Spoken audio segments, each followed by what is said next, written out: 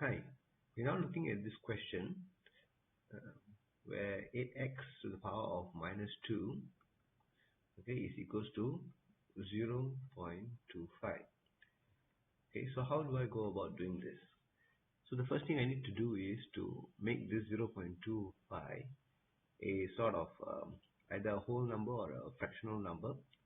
And to do that, let's look at what we can do here. So 0.25 is equals to 25 over 100, and that is 1 over 4.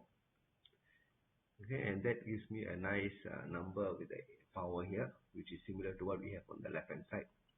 So writing that over here, I get 8x minus 2 equals to 4 to the power of minus 1. Once we get this, we know that the base is supposed to be 2, because 8 is 2 cubed to the power of x minus 2, and this is 2 squared to the power of minus 1.